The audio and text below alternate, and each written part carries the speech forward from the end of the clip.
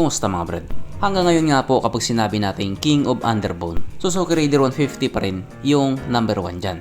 Maraming nagkiklaim na sila daw yung King of Underbone, pero kapag pinagtapat naman sila kay Raider, pinapakain nga lang po sila ng alikabok. At ayon nga din po sa mga naka-Raider, hindi pa daw pinapanganak ang sisibak sa kanila. Okay. Yun nga po yung sinasabi nila. Ganon sila ka-confident. Pero sa ginanap nga po na motorcycle show doon sa bansang Malaysia, meron nga pong isang underbone doon na talagang umagaw ng atensyon, na malaki nga pong posibilidad na sisibak sa Raider. Ito nga po ang WMoto XR 200. Sa unang tingin nga po, parang may kahawig talaga siya. At hindi lang po nag-iisa yung kahawig niya.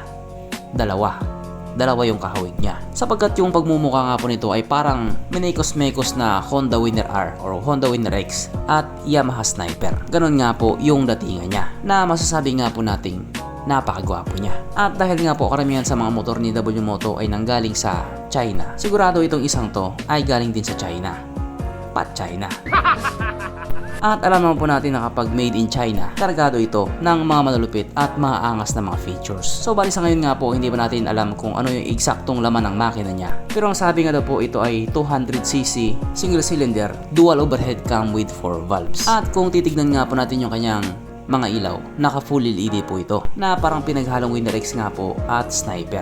Ang kanyang gauge panel ito po ay naka TFT display, 7 inches na TFT display. At siya nga din po ay naka smart key na rin, nakilis na po siya. Pagdating naman po sa kanyang braking system, ito po ay naka disc brake sa harap at disc brake po sa likuran. At ang malupit dito, parehas po itong may ABS. Yes po, naka dual channel ABS. At hindi lang yan, sapagkat meron din po itong TCS or Traction Control System. Ganon nga po kalupit itong motor na ito. Talagang kompletos ricados na siya. So kung palupitan lang talaga ng mga special features, talagang papalag itong motor na ito. Ang tanong na lang ngayon, kung papalag din ba siya or kung uubra ba siya sa tiniguriang King of Underbone, si Raider 150. Tandaan nyo mga brad, hindi porket made in China to, mahina siya. Baka nakalimutan nyo yung ZX Moto.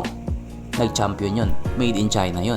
Or baka naman kapag sinibak na yung Raider nitong motor na ito, ang sasabihin nyo naman 200cc yan 150cc lang yung Raider. Tanga ba kayo? Pero kung sakaling sibakin naman ito ni Raider 150, baka sasabihin pa nila na kahit 300cc pa yan, hindi ubra kay Raider yan. Akala mo may tira na. Kupal. Abangan na lang natin kung sakaling magtapat na sila. At ang balita nga po dito sa motor na ito ay first quarter na 2027 ilalabas. Syempre doon sa Malaysia. At ang tanong naman ngayon, kung sakali ba ilalabas sa Pilipinas itong motor na ito? At sino ang maglalabas? Sa tingin ko mga brad, malaki yung tsansa na ilabas to sa Pilipinas. At kung sakaling ilalabas mo to sa Pilipinas, baka si Euromotor yung maglalabas nito. Kasi yung ibang mga motor nga po na nandoon kay WMoto, mayroon din kay Euromotor. Kaya yan nga po yung aabangan natin. Pero kahit nga po ganun, wala pa rin tayong bounce game. Bye.